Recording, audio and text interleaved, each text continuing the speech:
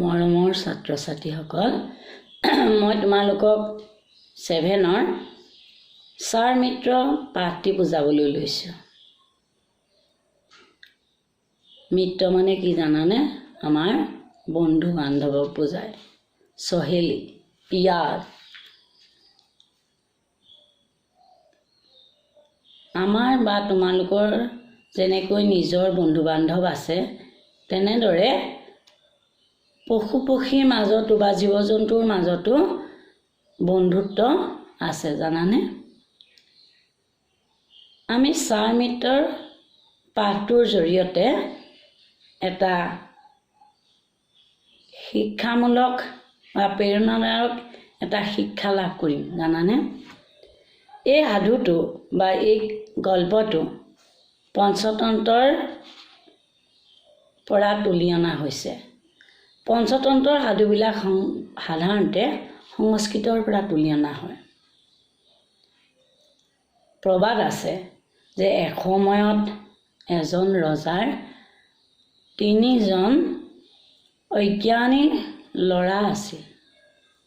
সেয়েহে তেওঁৰ জ্ঞানী বিষ্ণুহৰ মাক পুতেহঁতক উচিত শিক্ষা দিবৰ বাবে তেখেতক নিয়োগ কৰিলে। বিষ্ণু শৰ্মাই তেওঁলোকৰ জীৱনত কেনেকৈ সফলতা পাব পাৰি তাৰ এটা উচিত শিক্ষা দিলে।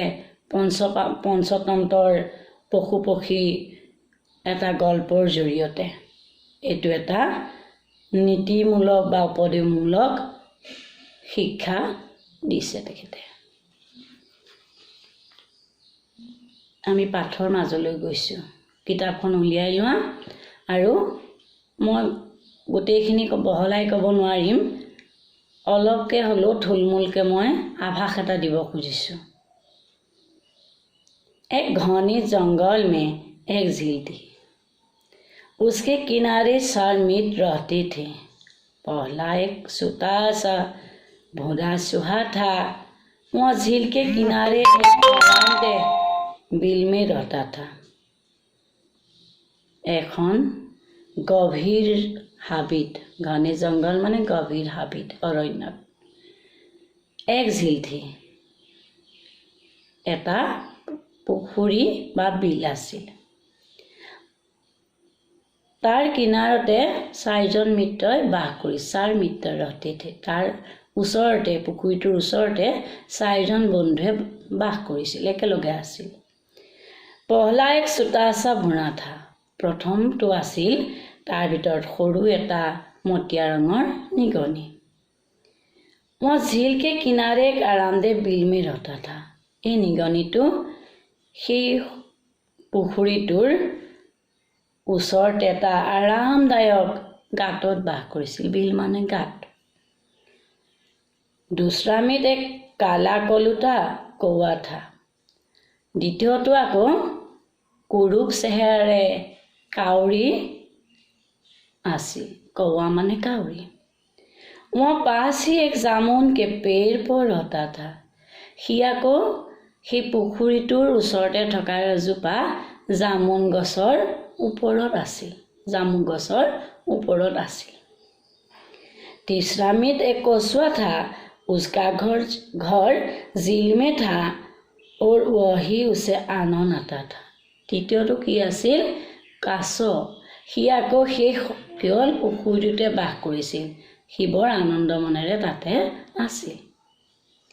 चौथा में एक हिरण था। उसकी बड़ी बड़ी सुंदर आंखें थी और सुनहरे बदन पर सफेद चिट्टियाँ। ताहांतर चतुर्थজন বন্ধু আছিল হৰিণা। তাৰ আকৌ বৰ ধুনীয়া ধুনীয়া চকুজুৰি আৰু গোটেই গাটোত সুনহৰি বদন মানে সোণোৱালী, শৰীৰটোত সফেদ চিট্টিয়া, বগা বগা বিন্দু আছিল। চাৰো মিত হিলমিলকৰ চুক চি ৰহতে। এই 4জন বন্ধুৱে একেলগে বৰ কি হ'ল সুখেৰে থাকিছিল। जंगल के उस हिस्से में वे बिना किसी परेशानी के शांति में दिन बिता रहे थे। সেই হাবিখনত তেওঁলোকে যিটো অংশত বাস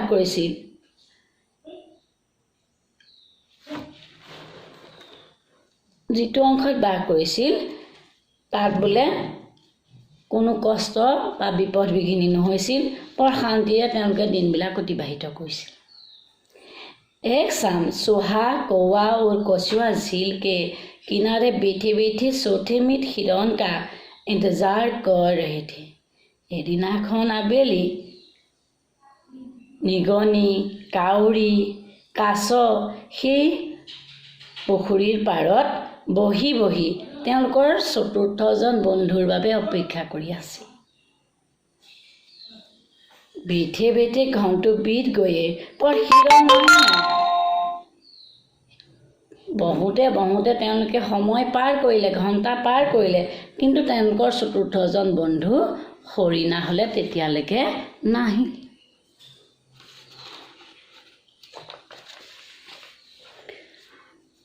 कौवा हिरण कोई खोज में उड़ चला। उपायंतर हो काउरिये हरिणाक पिछाड़ी उड़ी गल। उड़ते समय हिरण को पुकारता भी रहा, हिरण प्यारे हिरण तुम कहाँ हो। उड़ जाते काउरिये चिঞৰি চিঞৰি কৈ गल जे हरिण तुमी ক'ত आसा, तुमी ক'ত आसा। कुछ समय बाद उसे अपनी पुकार के जवाब में एक हल्का आवाज सुनाई दी। वह हिरण की आवाज थी। কিছু সময়ৰ পাছত তাৰ অনুচ্ছবা কোমল মৃদু মাতেৰে শব্দ কৰিলে যে সেইটো হৰিণৰ মাত আছিল। बचाओ मुझे बचाओ, हिरण कह रहा था। मैं यहाँ हूँ, मैं यहाँ हूँ। কাউৰীৰ মাত শুনি হৰিণে ক'লে যে মোক বচোৱা, মোক বচোৱা, মই ইয়াত আছোঁ, মই ইয়াত আছোঁ। कौवा नीचे आया तो देखा कि हिरण एक जाल में फंसा। काउरी तलলৈ নামি আহিল আৰু দেখিলে যে কি হ'ল হৰিণাটো এখন জালত আবদ্ধ হৈ আছে। तुम तो जाल में फंसे हो। कौवे ने दुखी होकर कहा, अब क्या किया जाए। ओह দুখেৰে কি হ'ল কাউৰীয়ে ক'লে যে তুমি এতিয়া জালত আবদ্ধ হৈ আছা, এতিয়া কি কৰা যায়। अच्छा ठहरो, मैं तुम्हारी मदद के लिए दोस्तों के पास जाता हूँ। বাৰু তুমি অপেক্ষা কৰাচোন, তোমাৰ সহায়ৰ বাবে মই বোলে বন্ধুহঁতৰ ওচৰলৈ যাওঁ। अपने दोस्त को देख हिरण की आंखों में आंसू भर आए। उसने कहा, भाई जो ठीक समझो करो, मगर जो कुछ करना हो जल्दी करो। নিজৰ বন্ধুক দেখি হৰিণৰ চকুত চকুপানী উপচি পৰিল। আঁচু মানে চকুপানী, আঁখ মানে চকু।